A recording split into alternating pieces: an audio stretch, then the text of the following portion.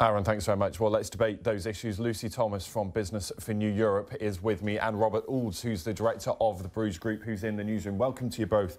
Lucy, I just want to start with you, because whenever we talk about this in or out debate, clearly it's a financial decision, it's an economic decision from our point of view.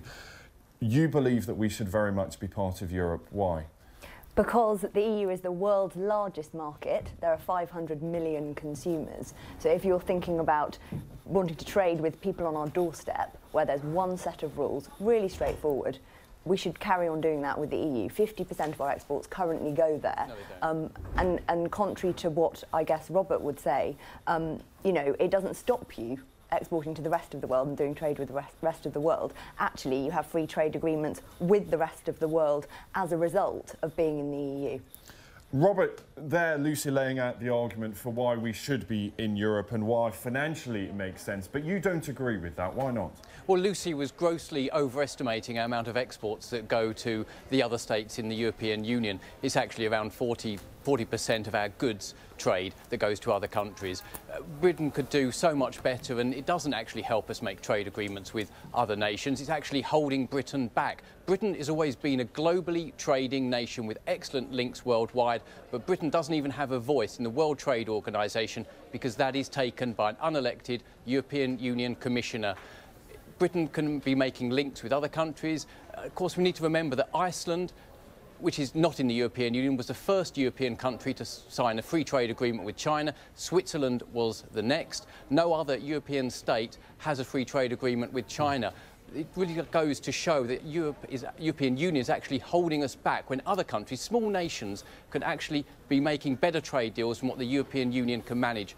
There's globally emerging markets in other nations. That's where the economic growth in the future will come from. We need to be engaging with the rest of the world because, after all, that is the biggest market and far bigger than the European Union. OK, Robert, and let me just bring Lucy. So some will say some valid points, perhaps, but I'm wondering, for the pro side, paint the picture for viewers around the world watching this, because we don't hear... I want to hear what actually would happen if Britain left Europe. What happens? What would we see on the ground? What do you think would be the damage? Well, for a start, there are 2 years of uncertainty as any kind of new deal is found. Because the point is, there is no clear vision for what out looks like. There isn't a sort of ready-made, ready-to-go model. Yes, there is, and I wrote about it.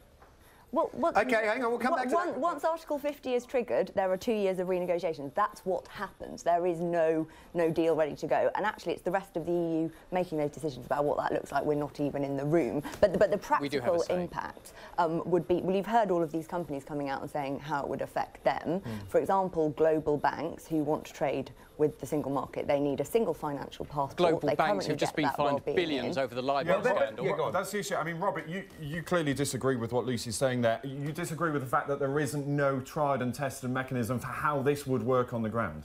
Well, Britain can exit the European Union but still be a member of the single market. When businesses talk about staying... Absolutely not guaranteed. Absolutely not guaranteed. Norway is a member of the single market. There are many countries that trade with the single market and have full access to the single market but aren't members of the European Union. But they have to imply the rules. They have to comply with those rules. The rules do not actually originate from the European Union. The rules actually originate from above the EU in terms of financial service regulations. The EU doesn't really make the decisions. It's the layer above, the world organisers, maritime world, the ILO, the International Labour Organisation. Exactly. They're the ones, isn't that right? Well, ask Norway. Indeed. That is Norway correct. are outside the EU. In order to trade with a single market, they comply with 75% of all the rules. They have no say over what they are, and they pay an 80% per head of what we do to the budget. Lucy, the world has changed from the 1950s and the 1960s. Now, international trade rules and these abolishing the technical barriers to trade are actually decided by organisations that sit above the European Union,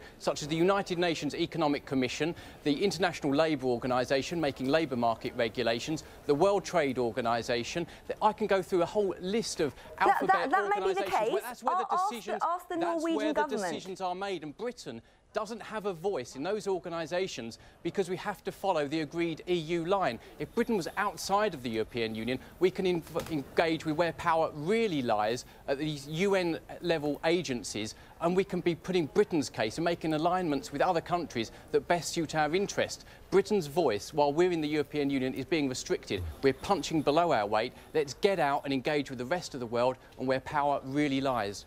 Yeah, Robert, I want to come to you again on the same question in just a minute, but I want to ask Lucy first. I mean, how damaging is all this dithering? Clearly, we could argue about this all day, and you talk about these 2 years now of indecision, of uncertainty. That could be the most damaging thing in all this. Yes, absolutely. And already you've seen investment decisions postponed and frozen, actually. So in the run-up to the Scottish referendum, £17 billion of investment was postponed across the whole of the UK as a result of that. Now, the implications of Brexit could be so much more. So actually, investment is on hold now and would potentially stop. You heard Airbus, property prices you've heard going lots up? of global banks, lots of manufacturers talking about the implications for their businesses. But just very briefly, but this is just the uncertainty part. Once a decision's made, in or out, business will just, you know, if Britain left, as Robert was saying, if Britain left Europe, it could still trade with the current trading partners that it's got, right? I mean, outside of Europe, it would lose all the. Some will say it'll lose the EU regulation and rules. Is that? Well, no. In order to export to the single market, you have to comply with their rules. So anybody who's exporting, 45% of our exports to go Europe, there. we're talking about. Yes.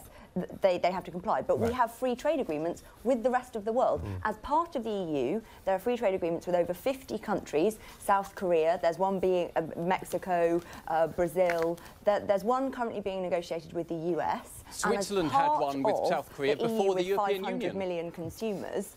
We are able to do that deal. The point is, with 63 million consumers as Britain, we have far less clout. Is the US, is China, is Japan going to want to do those deals with us? Yes, guys, we could could argue about this all day. A very brief word from you, Robert. Just one brief word, just in response to Lucy's thoughts there. Well, Lucy's not dealing with the reality which other countries are getting trade deals in advance of the European Union. Smaller countries can actually make deals quicker. And you mentioned Airbus earlier. Of course, Airbus has trade plants in China and in Mobile, Alabama, in America. As last time I checked, they weren't in the European Union. No businesses would be pulling out of the UK if we weren't in the European Union. We'd get more investment. OK, Robert, really good to talk to you. We could discuss this all day, but Robert Alls there, director of the Bruce Group, and Lucy Thomas in the studio. You two can go and talk to it in the green room, you know, and then we'll come out and join you when we've finished the programme. That debate will continue online. bbc.com/business is where it is at.